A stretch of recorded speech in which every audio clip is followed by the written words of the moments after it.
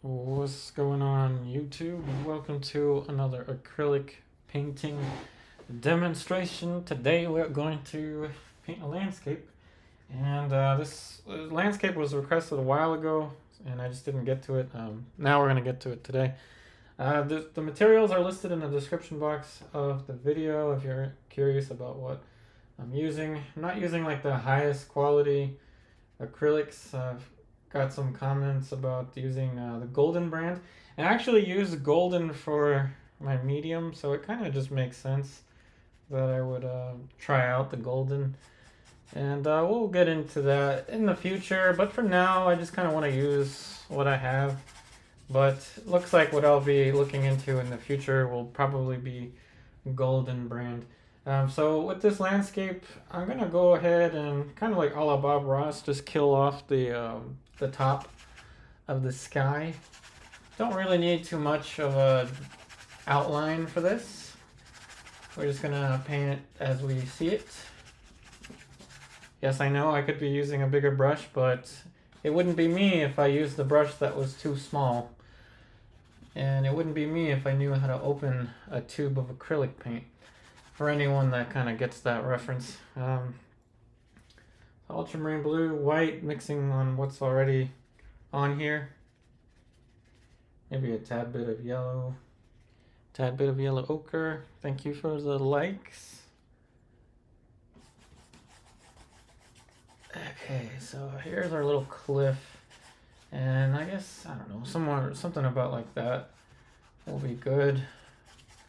For now, let's just add some straight white to give the impression of some little clouds up in here. Fluff it out. And we've got the start of the clouds. Depending on the crowd and how many people we get, we could have some fun with this, add some things in here. A long time ago, we added the Loch Ness Monster in a landscape. So it's been a while since we've done one, so we'll see what we do here. Randy, what's going on? You win the Perfect Attendance Award today. You are the first to write a comment. Okay, so now I'm going to mix pretty much just all of Bob Ross. I'm going in with something for the mountain. I don't care about any detail.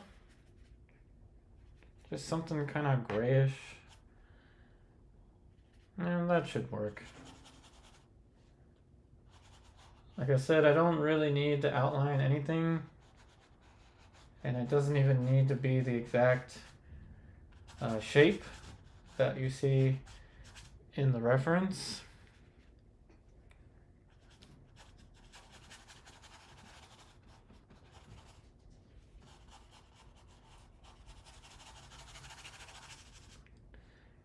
Acrylic is actually pretty nice for landscape, and I've seen a lot of acrylic landscape videos. You can get a lot of effect in a really short amount of time with acrylic because you're able to layer without accidentally smudging into anything. We're gonna add a little plain, make it a little more blue.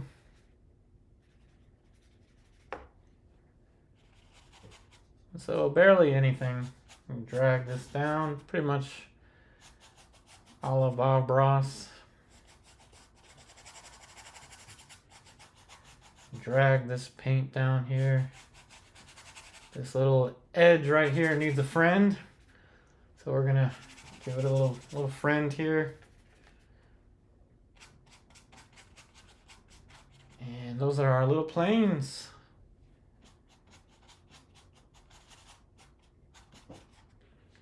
Every one of these planes needs a little bit of a friend, as per Bob Ross. Okay, so now I'm going to forget about the trees, and I'm going to go straight into the horizon line of the grass. Hey, Luis, welcome. Thanks, Luis. Yeah, of course I like jokes. Randy's got a bunch of good ones. So Randy's probably gonna gonna give us some of his jokes. Just make sure it's YouTube appropriate. So I'm sure you have no issues with it. Okay, so now this is gonna be our little horizon. The deer are going to be really small. And because this is an 8 by 10, the deer will probably fit here and here. Not very much for the deer. And I'm going to leave this be for the trees. But because acrylic dries with the quickness, I don't have to worry too much. I don't even need to be that specific with this color because it dries pretty fast. So I can layer it. So Helen, you wrote, what do you dilute your acrylic with on your palette? Not really much of anything. When I thin the paint out, I use the medium, which is right here. This is the Liquitex, not the Liquitex, golden glazing liquid, which is also linked in the description. It's highly rated on Amazon, and I can tell why. You probably can't read it, but that's the medium. That's all I'm using to dilute. I'm not using water at all to dilute the paint. And there's a sponge underneath of this Stay Wet palette, which thins the paint out a little bit anyway. So that right there might be a little blue.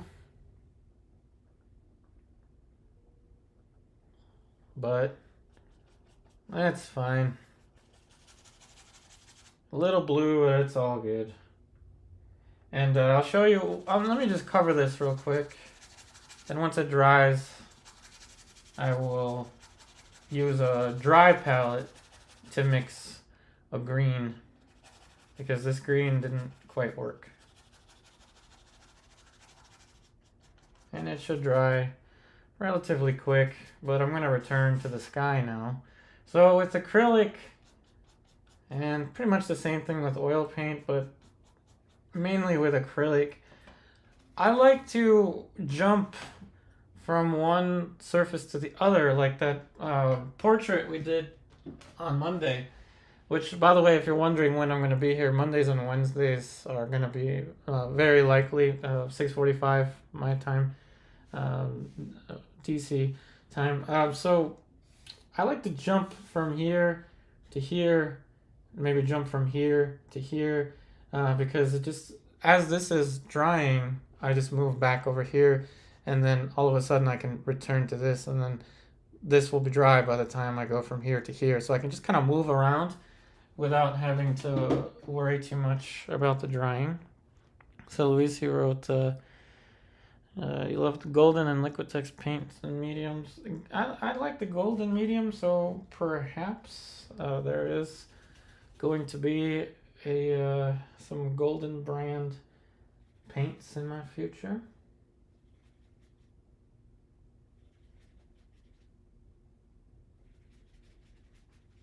But I'm pretty happy with these paints. The cheap Artist Loft, I don't have any complaints with them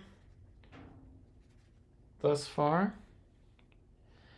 Good question, Luis. I appreciate the question.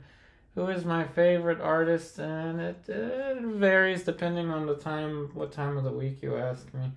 But I'd say Nelson Shanks is still my favorite.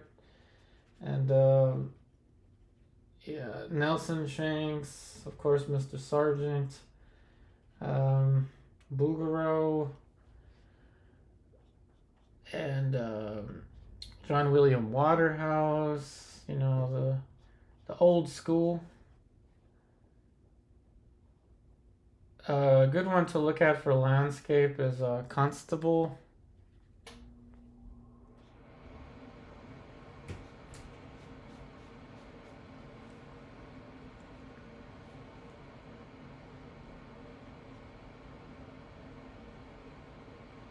When you're drawing the edge of a mountain, be very particular about these little cliffs.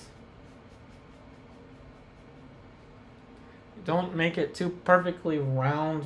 Or another thing you want to do is watch out for 90 degrees. If you accidentally paint a 90-degree shape, it's not going to look as believable.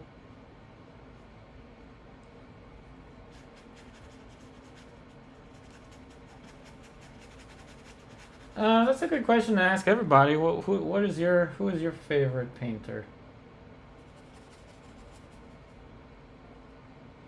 And don't feel inclined to say me. I'm not the greatest out there, not even close. But feel free to, like if you like another YouTuber or another modern day artist or anyone really. So Luis, you wrote. Oh, how did I miss that? Knock knock. Who's there? A cow. A cow says.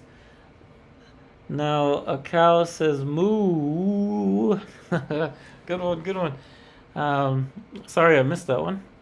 Raymond, you wrote, I had no idea you could make emojis pop up on screen. It's like Facebook Live broadcast. Haven't heard of Edgar Payne. No, I haven't heard of that one. Raymond, you like Sargent. Luis, you wrote, same here. Favorite artist changes between Paint with Kevin, Bob Ross, Gary Jenkins, Rembrandt, Zorn. Yeah, there's a lot of them. A lot of them.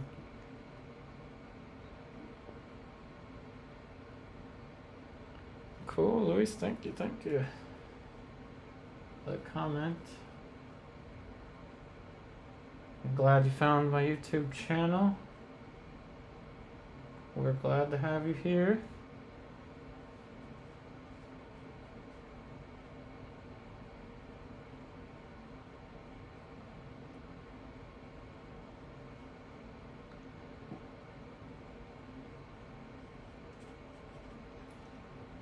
And this just doesn't sit well with me. I see it in the reference, but I don't like it. So I'm going to take it out. It didn't sit well with me. I didn't like it. It looked at me strange. So I painted it out.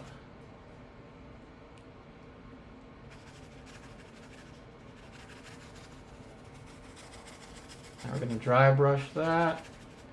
Now we can add another layer over here. And I'm going to go ahead and just add that reddish part and clean the brush with a little bit of paint.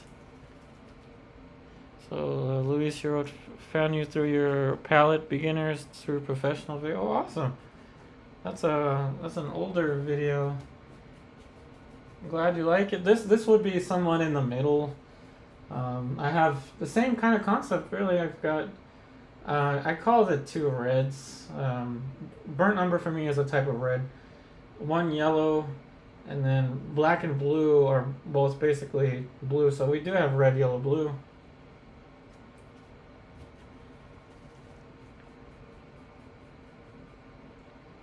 So Luis, you're someone who doesn't like just art. I've watched at least 100 YouTube channels depending on my mood. You're in an art mood now. That's good. That's good.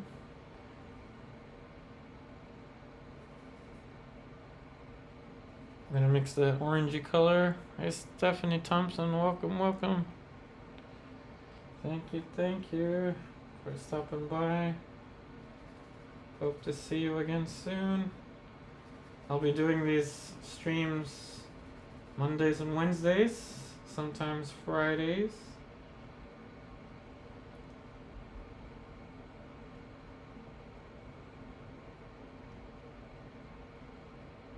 Detail is not really that important here. So as long as I add this shape of light, that's all that's important to me right now.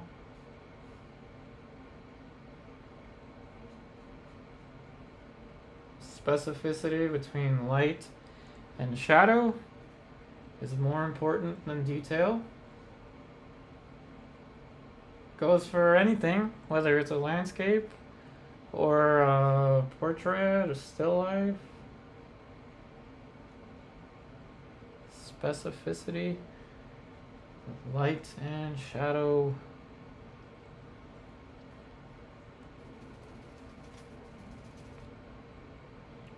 Helen, you were, do I paint outside views? By outside views, if you mean like Outside a window? I'm trying to figure out what you mean. I mean, landscape was kind of an outside view for me. So in that sense, I kind of do. More planes. Grayish, kind of blue. Touch of yellow. A little bit of a complex color. Not all that complex though.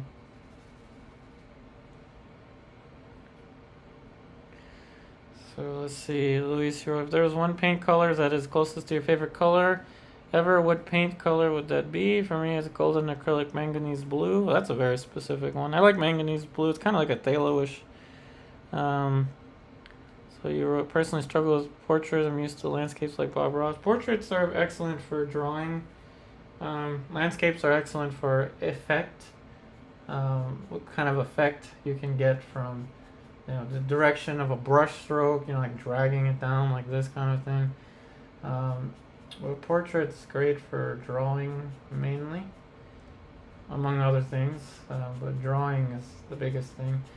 I'd say, what was the question?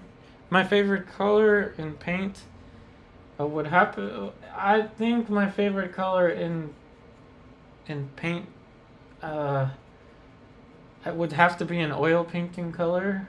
I'd say my favorite is, I'm gonna go with lead tin yellow. I haven't used it in a while, but I enjoy seeing it in Rembrandt paintings. When it comes to acrylic, I haven't experimented with it enough. I like the brilliant red from the Artist Loft. I know it's cheap, but I like the brilliant red because it is basically a naphthol red. So it's a synthetic red, but it's a nice transparent, strong red. It's strong, but it's transparent in a sense. So I kind of do like it.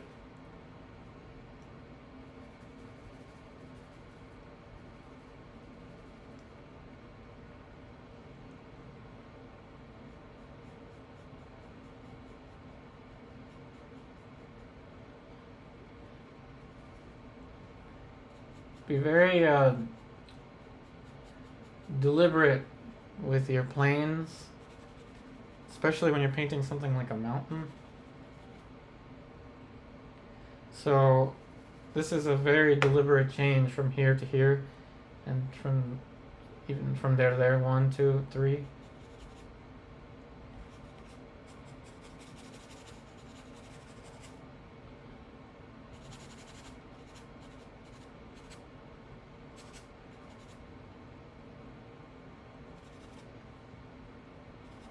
Okay, clean the brush. Now we can move into that. So Luis here wrote, it's mostly proportions I struggle with when doing portraits. I do like the subtle tone of lead tin yellow. Brilliant red reminds me of Bob Ross. Bright red, yeah, that was synthetic red. Makes sense. But yeah, proportions. That's definitely like a drawing thing for sure. So for the green, I'm going to use a dry palette because my Stay Wet palette just has so much paint on it. It's kind of difficult to get a pure color from it. So what I like to use is very unconventional, which is just a paper plate for my dry palette. And I'm only going to use it because I need a clean mixture. So just a paper palette.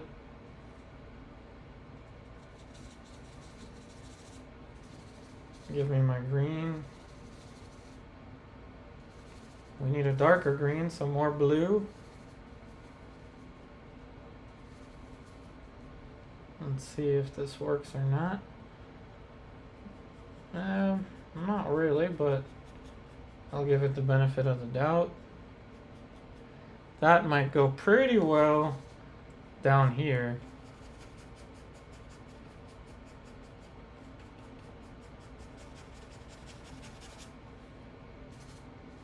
So there's where your golden brand would probably be better. Or if I actually bought a dedicated green. It's mainly my yellow, which is the problem. I have yellow ochre. So it's a portrait painting palette. Not so much a landscape one. But we'll make it work. A little bit more blue and yellow.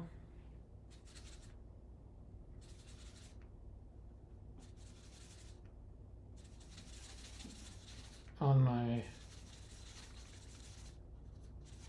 disposable plate.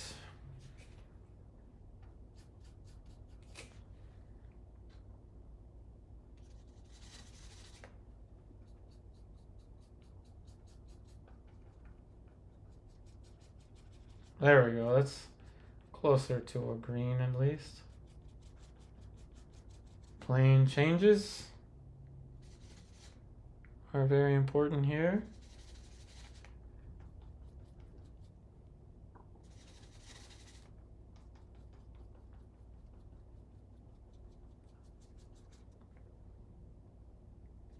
So everything is pretty much a la Bob Ross. We've gotten pretty far in 22 minutes.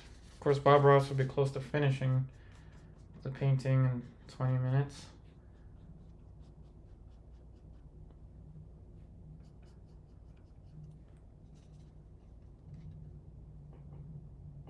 So blue and a little bit of black is what I need for these trees. Now, a la Bob Ross, he'd go something like this. And the reason he did this, he didn't really explain it much. He just kind of showed you that it worked. Is because he's using it to draw these little tree tops. And he's painting in alla prima, which means you get a lot of stuff done by multitasking. So this is all multitasking. But you gotta be careful with these trees. Don't make them overly symmetrical or too predictable. The distance between each tree should not be the same. They should be, some should be closer, grouped together. Others should be further apart.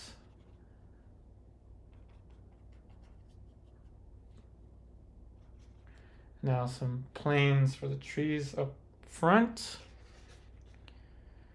So Luis, you wrote golden and Liquitex are better when it comes to mixing colors. They don't muddy up as much. Yep, I could see that. Well, I mean, the term muddy up is actually just meaning they lose their chroma. And in most cases in portraiture, you actually want that. It's a good thing in portraiture.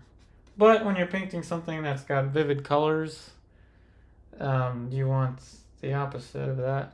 So that's the need for the higher end colors, but we'll make it work. I also have a dark tone behind here.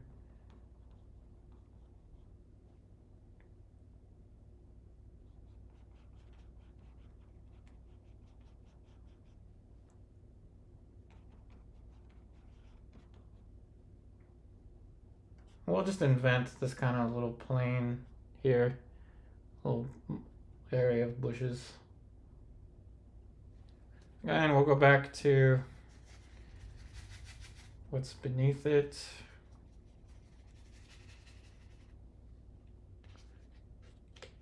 Yeah, that's true. Bob Ross didn't paint to show how good he was, but how good you could be. That's true.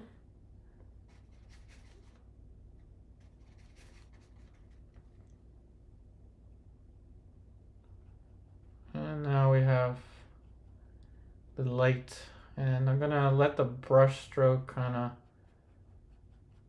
I'm gonna use the transparency of the paint to suggest some of these planes now.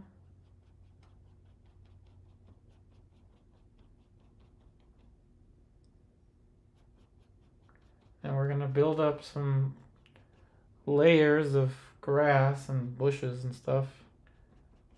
And we'll eventually add the deer.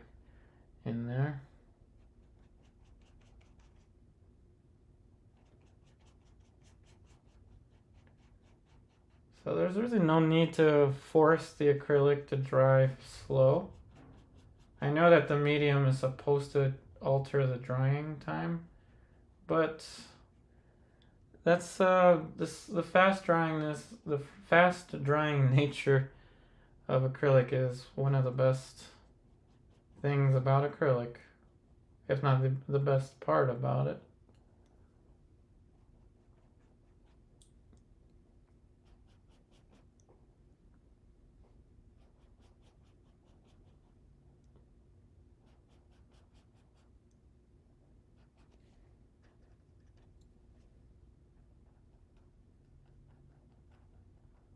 Now we're pushing the light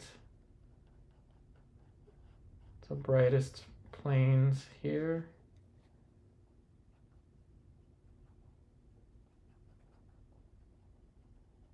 Which gives more of a sense of depth.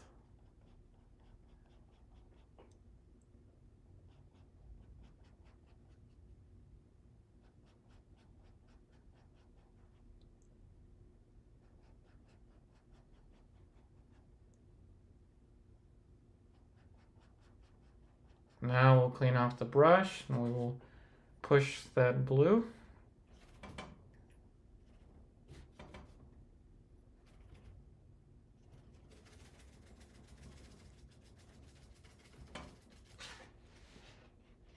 Now I'm going to go ahead and mix on the canvas, which is something that I learned from oil painting, but it's something that we can add into acrylic.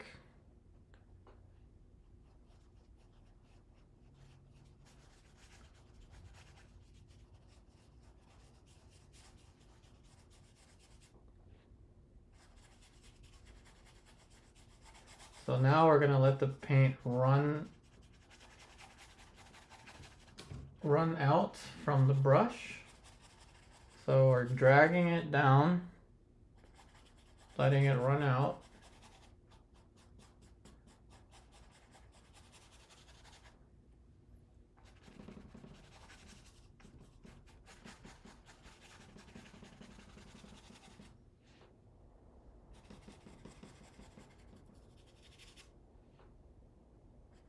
It gives us more of a vivid blue. While the paint is still somewhat wet, we will add little touches of blue here and there, just to give some plane changes in the sky.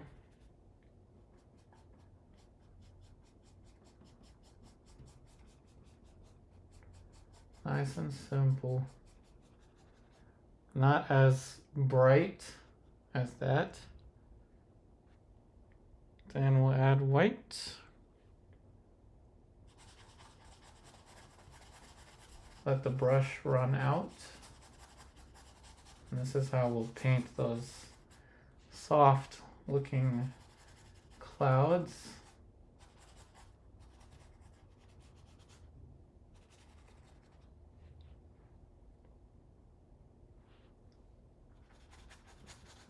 Just let the brush run out of paint.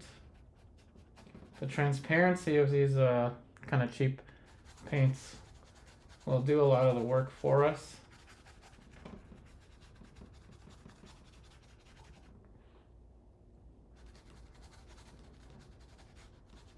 You just gotta pick a pattern and stick with it with these clouds. There can be some really weird, some oddly shaped clouds out there. But a good rule of thumb with composition is try to avoid symmetry. Even if you see it in the photograph or from real life, which it could happen. Try to avoid symmetry.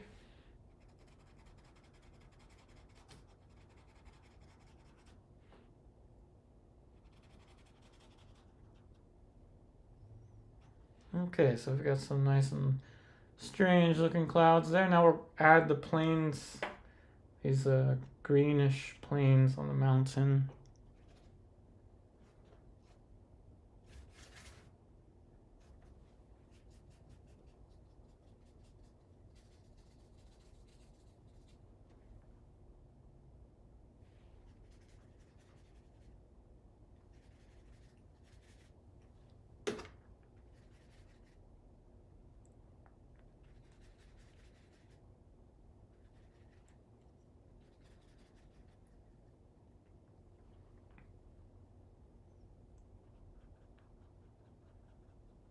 Make sure not to make it too dark. That might be a bit too light. Good question, Randy. There is no way on earth I'm going to be using a silver brush with acrylic. I mean, there are acrylic. Silver brush does make some synthetics. But no, not yet. Not yet. These are the cheap stuff, cheap brushes.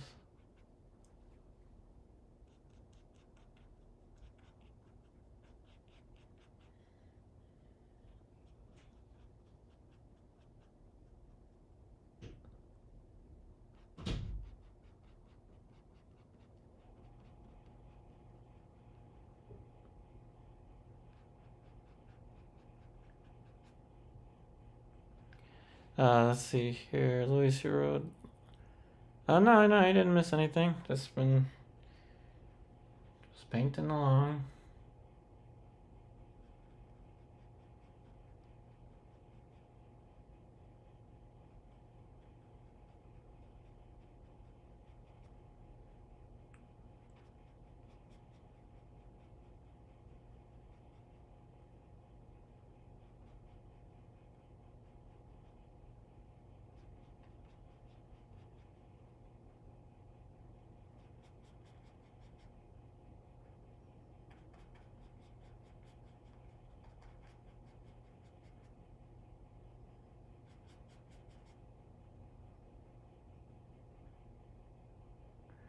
And this is where we start to really deviate or edit from the original.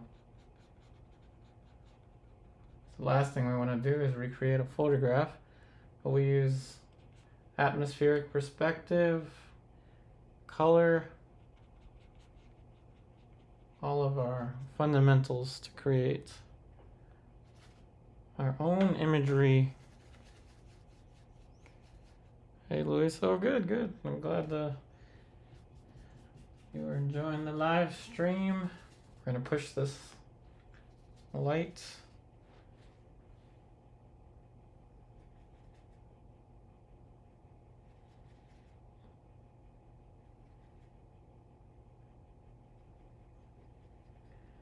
Yeah, I just finished cooking right before I did the stream.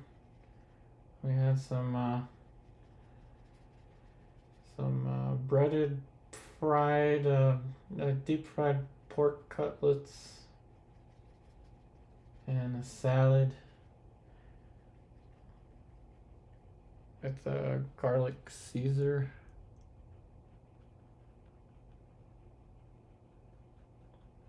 So almost healthy.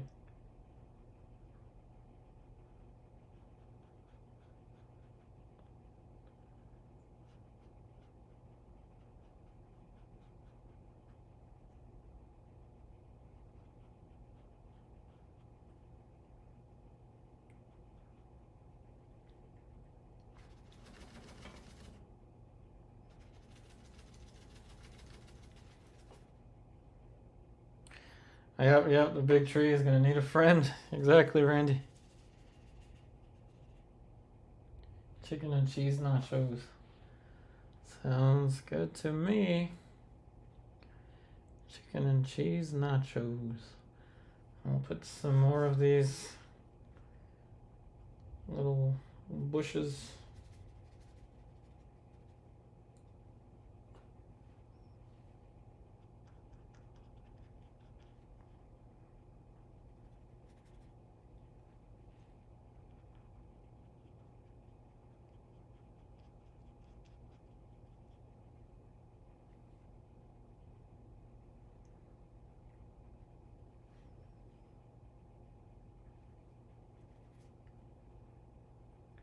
Kind of off to the side.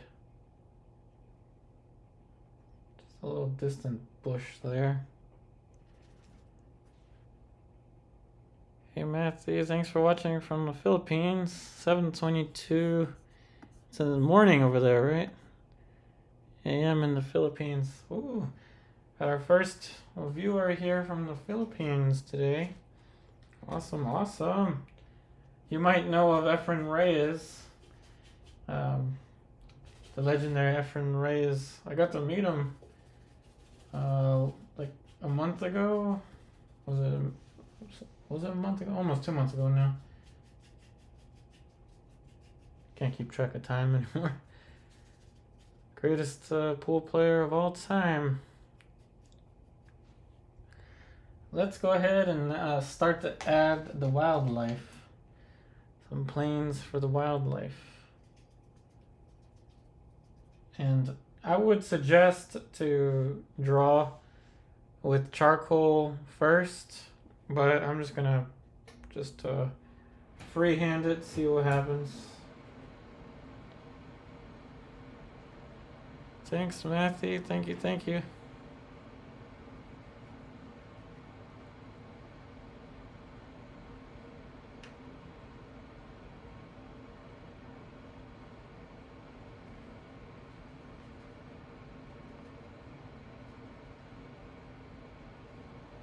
All right. Now we will give it our best guess. You know, one of my most fond memories of drawing when I was a child was my grandma used to draw ducks.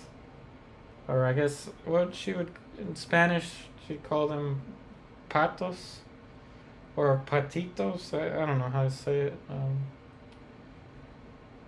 And I was little. I mean, I barely remember really. It's one of the only times my grandma's ever drawn anything. My grandma from my mom's side, and my grandma from my dad's side did ceramics. So I was fortunate. I was raised with a little bit of art, but this is kind of how my grandma would draw the duck, or the patos as she would call them. Just kind of start with the head and get in towards the body.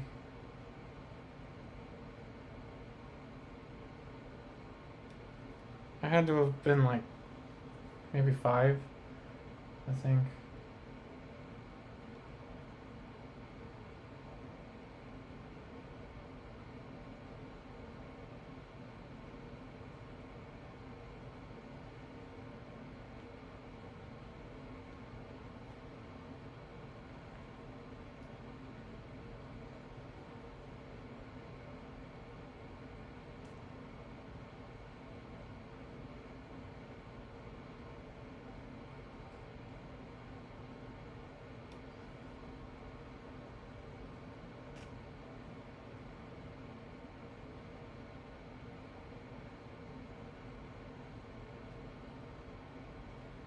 Starting to look more like a fox than a deer, but oh well. We use artistic license all because we're too lazy to get a pencil and draw the outlines. What's messing it up is that I'm gonna get a separate brush, fix that.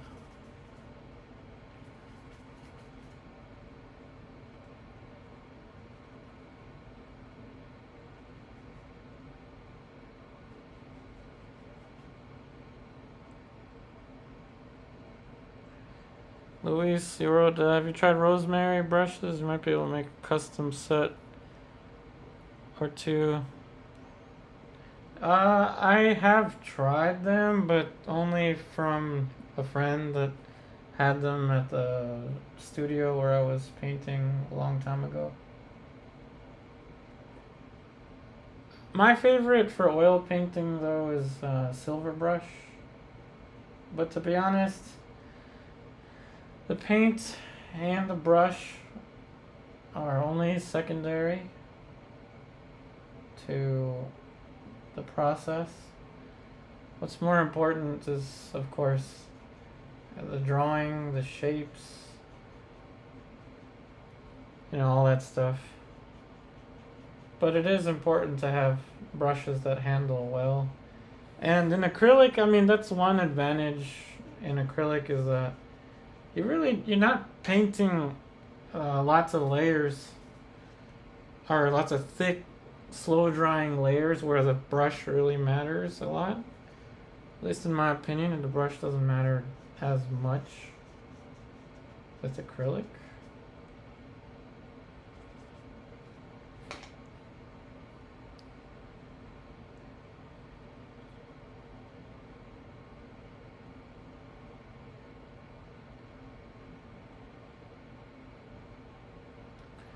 Maybe we'll turn this into a kangaroo.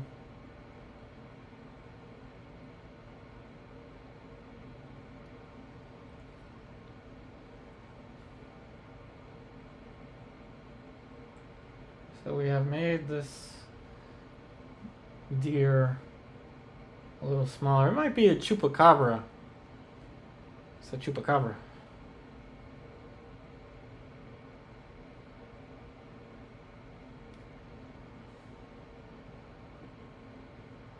Or a donkey. Donkey. We'll put a donkey.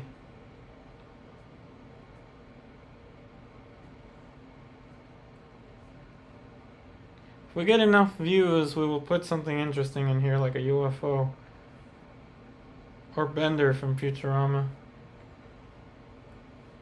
We'll definitely do something strange. So Luis, you personally use Royal and Langnickel brushes from your local Walmart.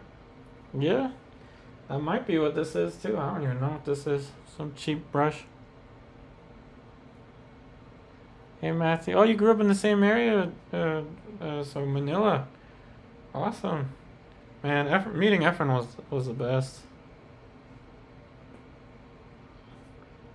Yep, there you go, catching the references. Alright, this one is going to be a lot smaller. So perhaps a brush stroke or two.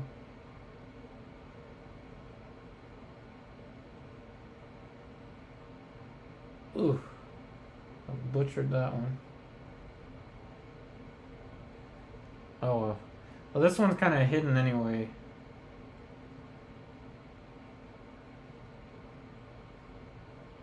Hidden in the grass.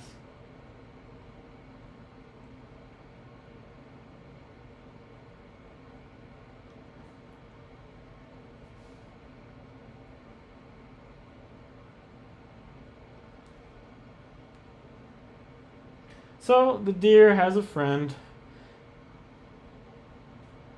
Had to have a little friend there. Now we'll add some more planes. Same brush.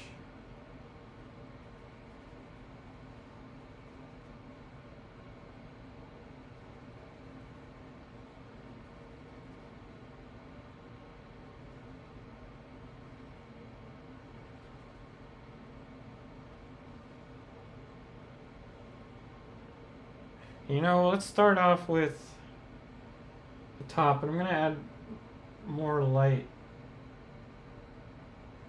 'Cause it looks like it kind of needs it.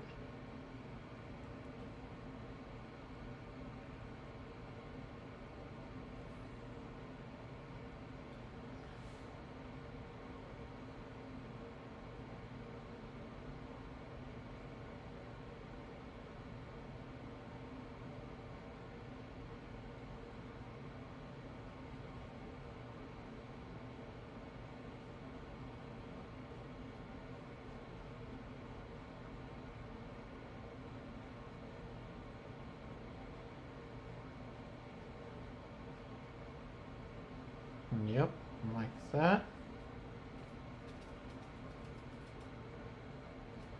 Now we'll add some light planes surrounding the potential donkey. But what it is a failed deer. Turns into a donkey. Or a chupacabra. Let's see, do you like playing Uno, the card game? Uno, no mercy today. It's funny. No, actually I haven't played Uno in a while. Card games. Though not YouTube appropriate, my favorite card game to play with people is Cards Against Humanity.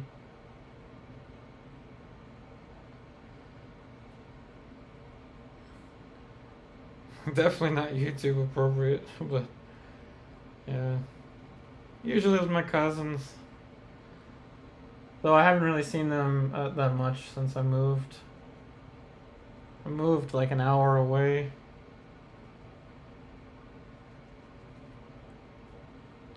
So Matthew wrote, if I make a request, could you please make a separate playlist exclusively for acrylics?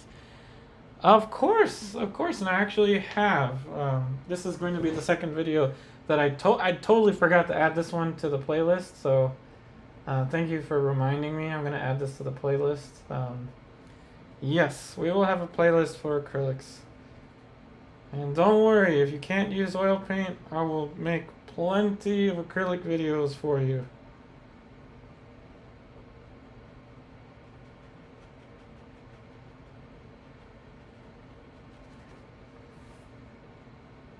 So funny story with Efren. When I met him at this billiard academy called Streetlights, where I go and play pool once in a while. And I trained my Shiba Inu to knock pool balls into the pockets. So he saw. We did the demonstration, and Efren was there as my Shiba Inu knocked in the 9-ball in the pocket and won a 9-ball game under, of course, Shiba Inu rules, which means Shiba Inu has to win. But anyway, I played a game against him the day afterwards, and the first thing he says to me is, "Where's the dog? Where is the dog?" That was pretty funny. But yep, acrylic playlist definitely coming up. Playlist where I go over some of favorite artists' palette. That's a very specific one. I like the idea. Yeah. I'd have to do more research into palettes, but from what I can tell you, the best is really a consistent palette. As you notice, I haven't really changed these colors. Even going from landscape to going from portrait to landscape, I didn't really change the colors on the palette all that much. So the key is consistency. Just like in a relationship, marriage is communication is key, right? Same thing with your palette. Consistency. More consistency in your palette leads to better communication between you and your colors.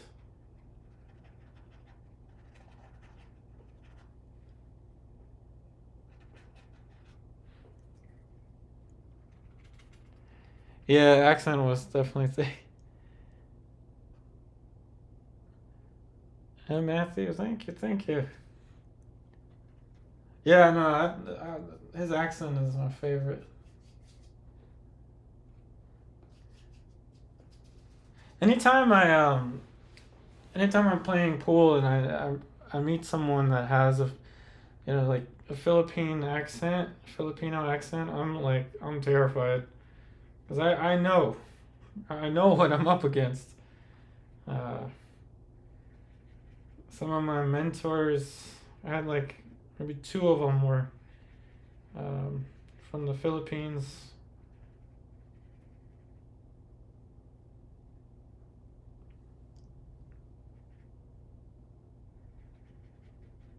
And Carlo Beato is going to be going to my academy next month. I don't know if you know Carlo Beato. He's another Philippine pool player.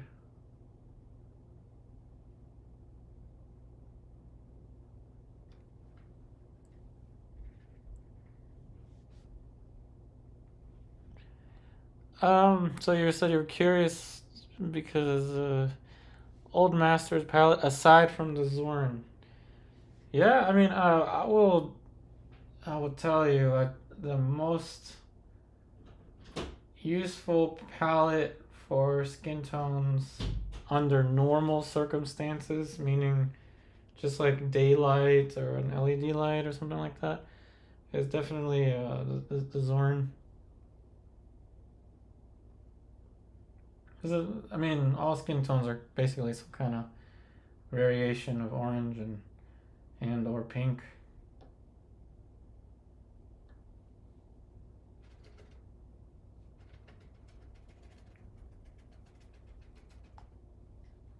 All right, more detail for the mountains now.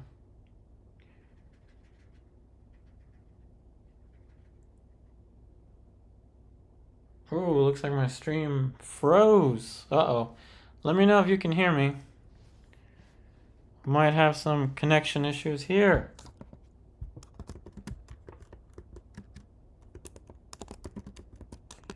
Is anybody out there? Can you hear me? There was a storm just now, so could have knocked my internet around.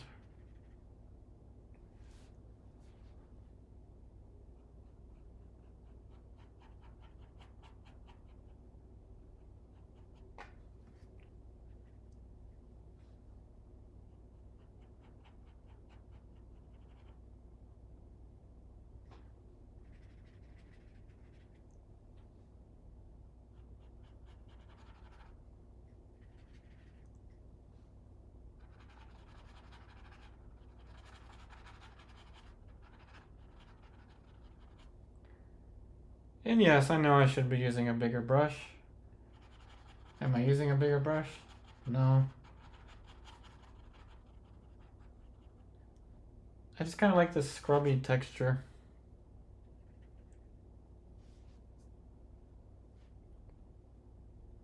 Oh, Luis, you can hear me? Oh, good, good. Yeah, I noticed it did freeze. Is it still frozen? Oh, you can hear me, but you can't see me. That's not good. Well, this is turning into a podcast, everybody. So, internet is kind of not something I can control. Unfortunately, we may have to cut the stream if this persists.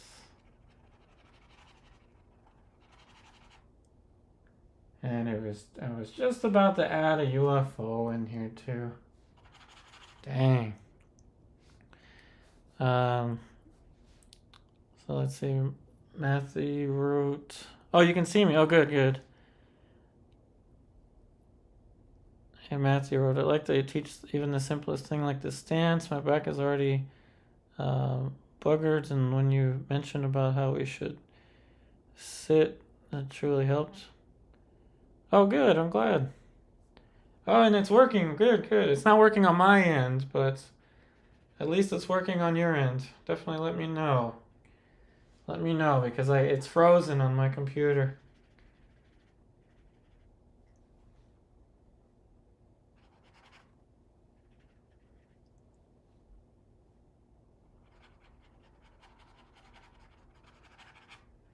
Now we're adding some planes. With acrylic, you gotta be very decisive when you add something new because you can't just take it out right away. You have to wait a couple minutes for it to dry and then you paint it out. But it's active enough. The timing is long enough that you can quickly reach to your palette and make a change. And so Matthew and everyone else that's doing acrylic, make sure that you get a stay wet palette. This has a sponge on the back. So this is a wet palette, different from this. These mixtures are dry. And these mixtures, they stay wet. So it's important to have a stay wet palette.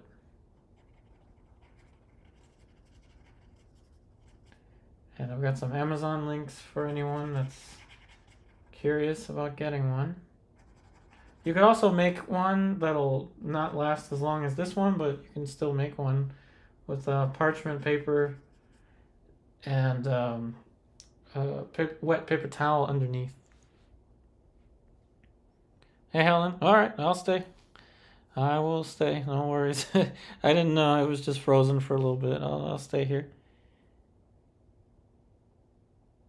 Didn't mean to scare you. All right, good, good. I'm glad. Glad it's all working. And it wouldn't be me if I was using a brush that was too small. But you know why painters typically tell you to use a bigger brush, like Sargent would say, to use the biggest brush possible. The reason is when you're teaching or when you're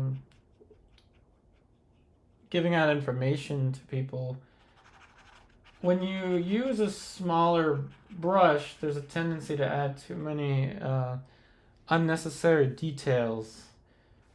So using a bigger brush eliminates some of the threat of unnecessary detail. But you can use a smaller brush if you want to, as long as you don't add too many unnecessary details. But now we're at a point in the painting where we can start to add detail.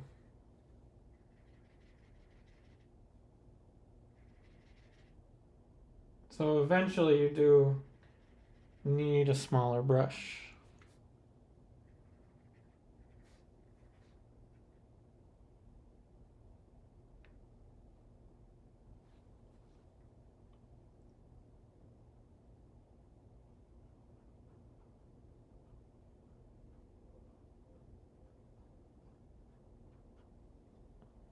I'm going to try to push the light a little further.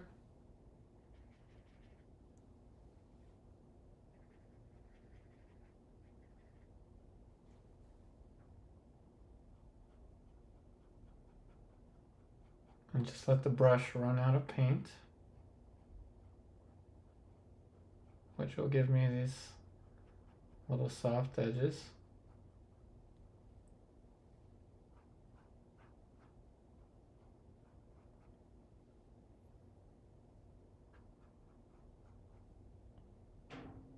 It's like the top of the mountain's on fire or something. And now I will move from here to here, push this light, and we'll push this light again.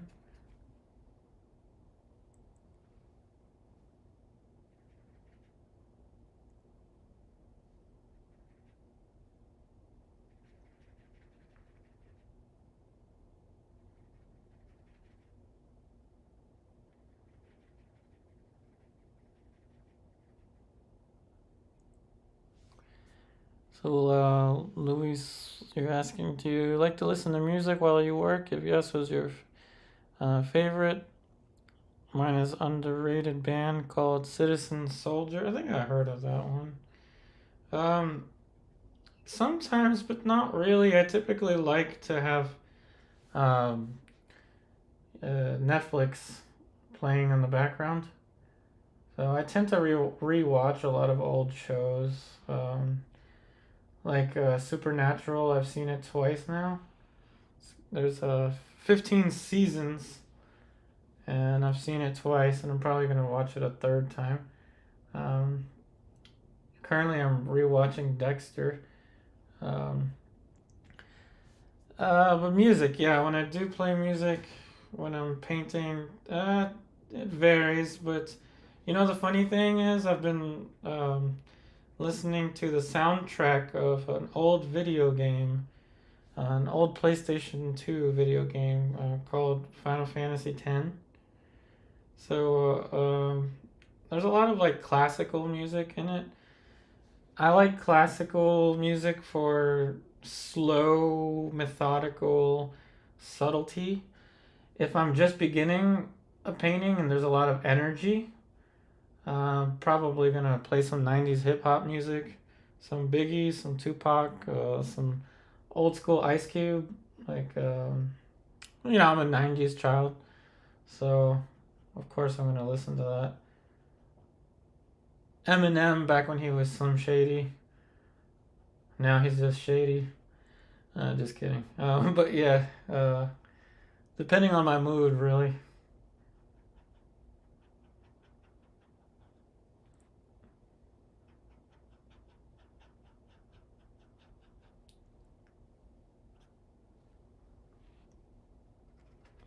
what does everyone listen to when they paint? That's a good question for everybody. And we don't have that big of a crowd, but what question or what music does everyone listen to? It's a good question for everybody. What music do you like to listen to? Don't be shy.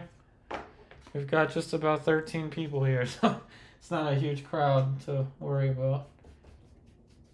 Although this video will be on YouTube for forever after it's done, so there is that.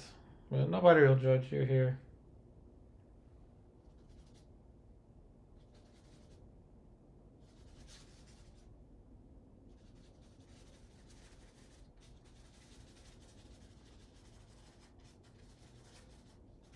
I'm using the wet palette because this is going to be a pure blue.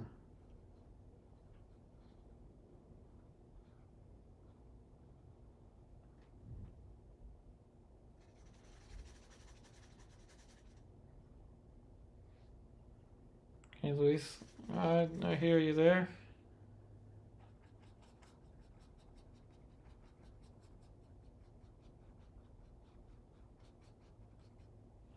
Yeah, music, just like art, can do a lot of great things for us. A lot of healing.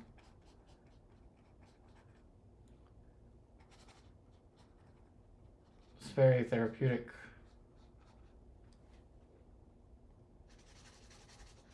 Oh yeah, I can't forget the Beatles, right?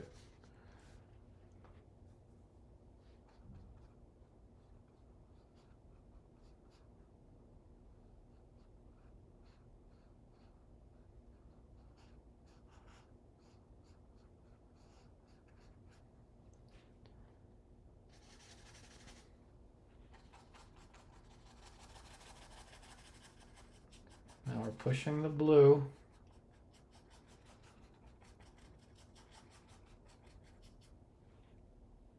That's another song I grew up with, Eiffel, whatever it's called. Blue. Blew his house, blew his sky, blew his Corvette.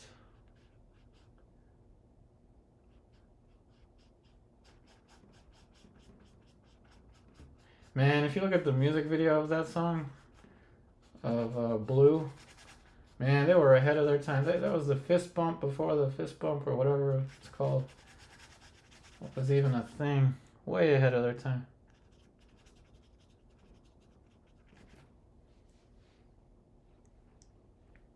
Hey Luis, no worries. The rest of the stream will be available for you to watch after the stream is over. So Matthew wrote, let's see, I like Run to the Innocence by Enigma. Bring some emotions out.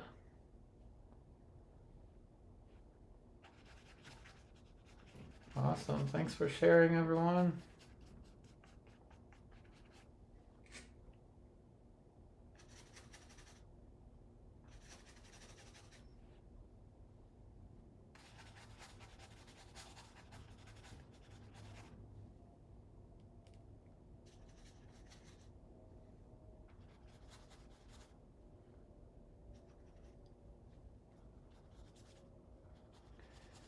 Yeah, I'm kind of editing the clouds and the sky.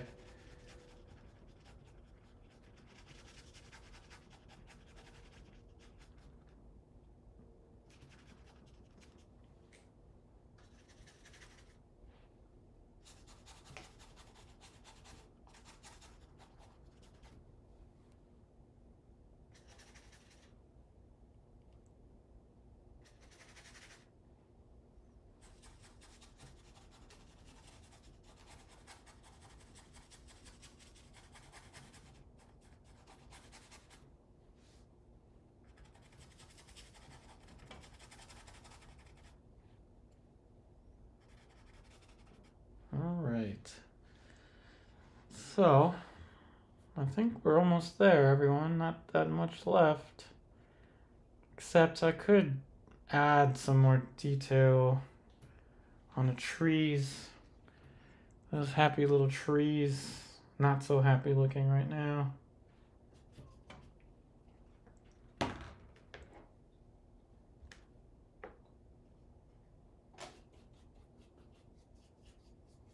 So once again, those of you that are watching this as a recording, let me know if this timing does not work for you. Is this the second time in a row where audience has been a little bit slow, but we had almost quadruple the numbers on Sunday? So if the weekends are better for you, or earlier in the day, I'm gonna have to try that out. Try some streams earlier in the day. I thought that later on would be better, but who knows? It's an experiment. Life is an experiment. It's also like a box of chocolates. YouTube is like a box of chocolates, really. You never know what you're gonna get.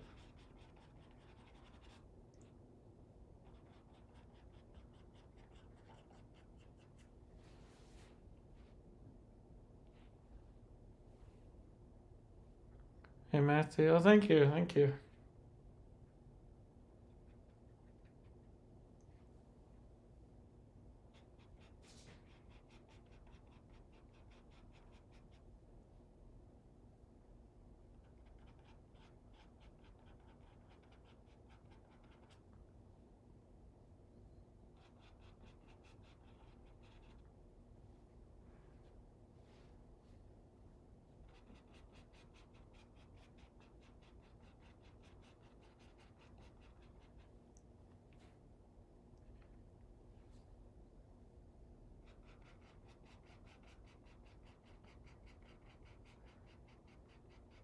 But yeah, I'll experiment, maybe do some streams at different times. Maybe do some on the weekends. See what's up. I will sell these too, especially these acrylics, because they dry so fast. Well, we're gonna have a steady stream of these. Get it? Steady stream.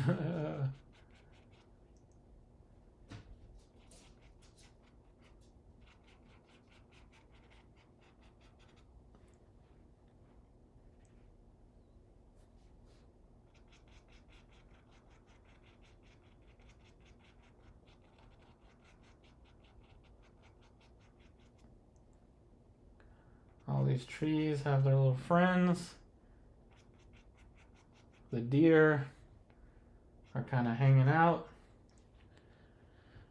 So really, there's not much left but to totally add something that doesn't need to be in here. And I almost always do this, but hey, something I like to do. Oh, Helen, it's 1 a.m. over there. Okay, maybe I will do some earlier ones. And I know that it's really super early in the Philippines, so I'm going to have to maybe try to find some like golden timing.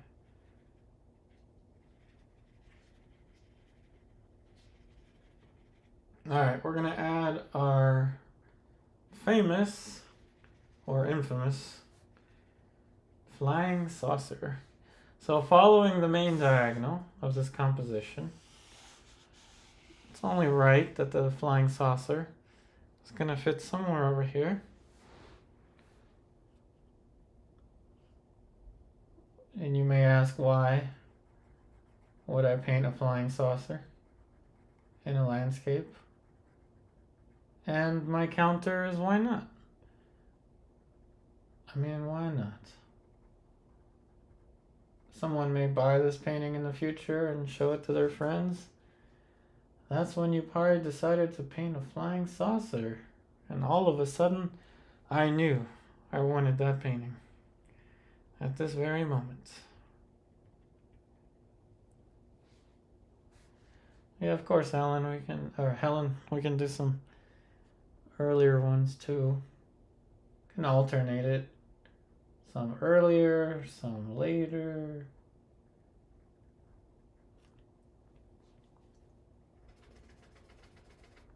Of course, the flying saucer is going to have a highlight because it's 3D.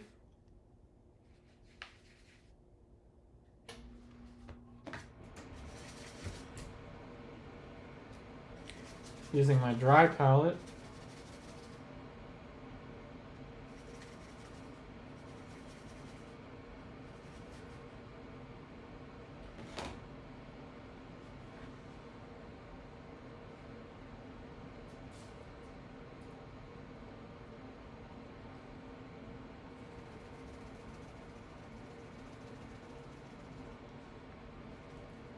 The aliens are among us.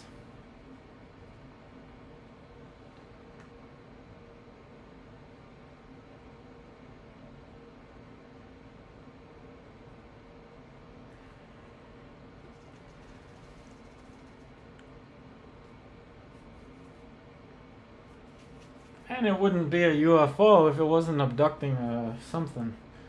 Well, let's see here. This is what you do when you want to have fun.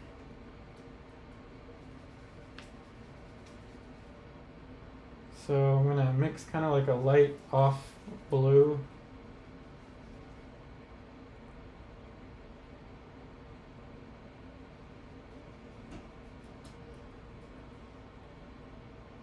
Might be too light. I don't know. Let's try it out. There we go. It's barely noticeable.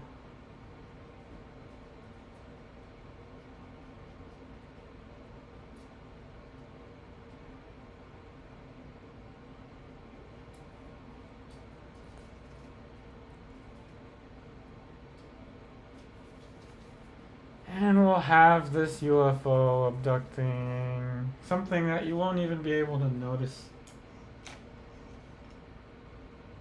I don't even think I have a brush that's small enough.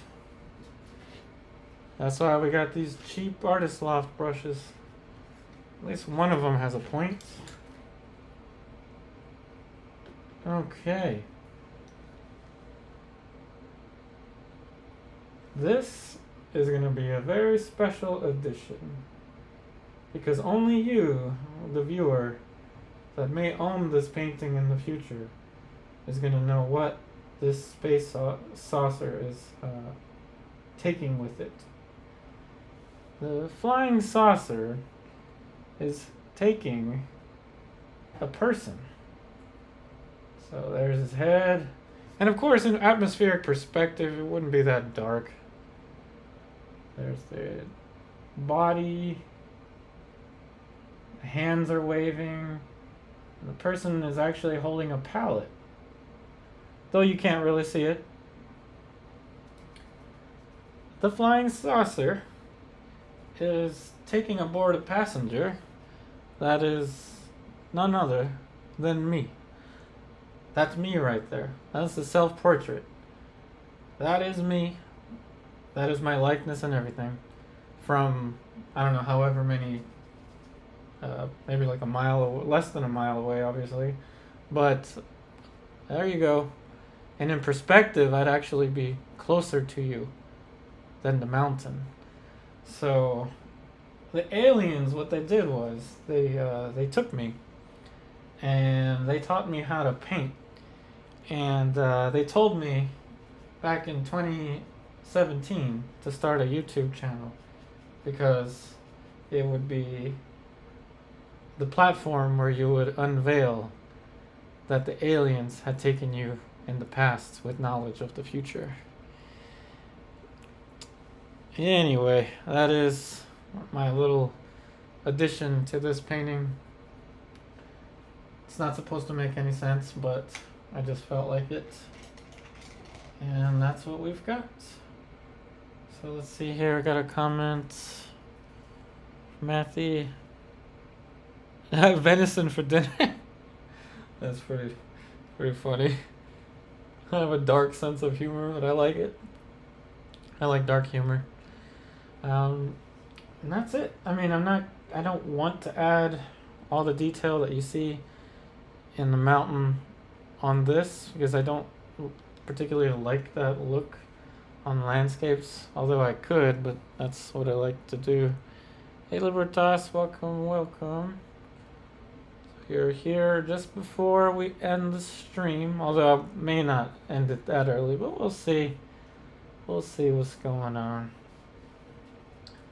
I got to the point where I added a UFO, and yeah, I think I like the way it is. I'm gonna do something to this landscape though. I'm going to add some medium to the darks, particularly here because it continues to sink in. And it's kind of like oiling out an oil painting.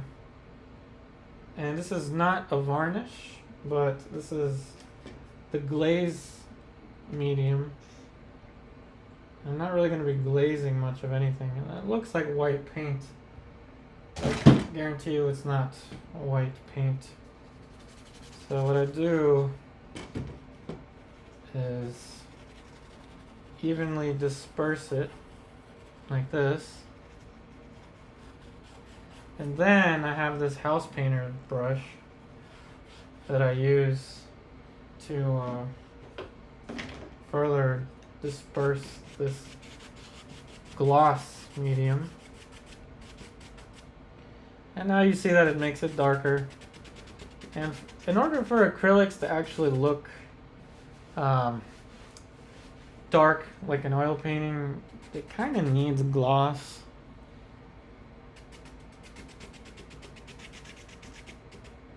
Oh, there you have it. The gloss. And I'm almost tempted to add it to the whole painting because I like the effect that it has, but I'm going to restrain it, kind of just leave it for that dark horizon. And the nice thing is it dries pretty fast. Even though it says it's a slow dryer, it dries pretty fast. Hey Matthew. Oh cool, yeah. Of course. It will be I'm not sure if I'm going to use Etsy or which platform I'm going to use, but there's going to be a bunch of them. We're just starting out, so right now there's 2 that have been done recently. So this one and then this one. I will keep doing more, and I'm going to start to add them to my my Etsy or another website. We'll see. We also got Rembrandts. We did this is an acrylic Rembrandt. Something that you won't see too often on YouTube, but yeah, we did this on YouTube. An acrylic Rembrandt. So many more. Hey Luis, didn't miss much. I just added a UFO. That was a whole story behind the UFO, but I'll let that be part of the recording. But yeah, I think that's pretty much all I got for you. Now when it comes to the timing, I know that if I do this earlier, it's going to be extremely difficult for those of you in the Philippines. If I do this later, it's going to be easier for the Philippines. If I do this earlier, it's going to be easier for certain people. So the solution is going to be different days.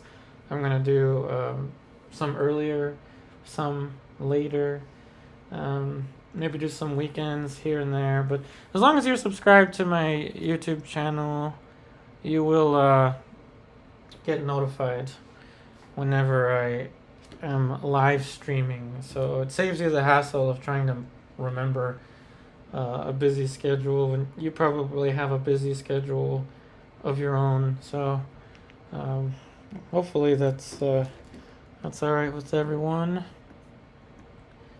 So question from Matthew. You wrote my red bled through the white, which is on top, and no matter how thick I put the white on top of it, still shows through. Should I re-gesso it? Yeah, actually with acrylic you can. I like to use Liquitex professional acrylic gesso. Let me just show you what it looks like.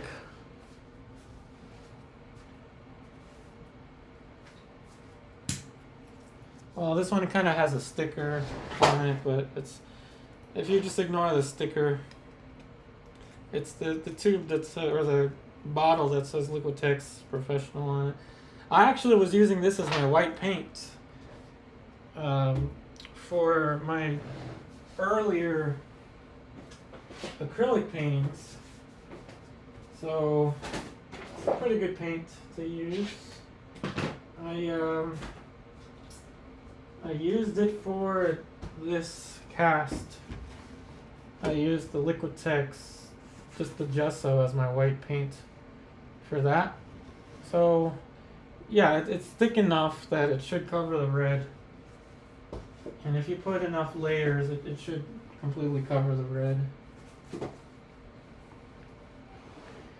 Yep, no problem, Matthew. So this will be the point where I'll ask if there are any last minute questions.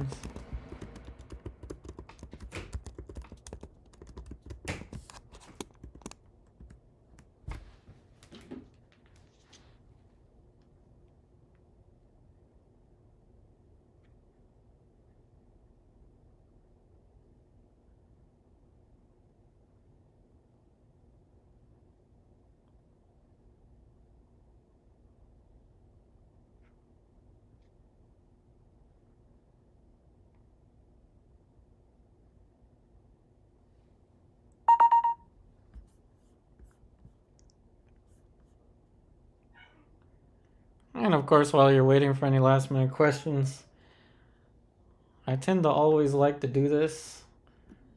Show something random. So we'll put something random over here. If I can. It's weird, it's not letting me. Strange. Oh, probably because we're at mid live stream. Let's change the reference. Some of you may be familiar with, or maybe not. Strange. My software is acting weird, everyone. Strange.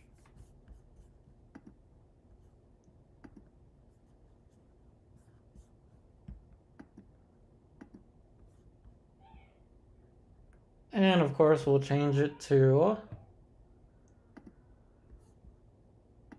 Hugo, the Shiba Inu. That is Hugo, my little Shiba Inu. Stopped by to say hello. Alright, so that's going to be about it for today. Thank you so much, everybody. I wish you the very best, and I'll see you on the next one.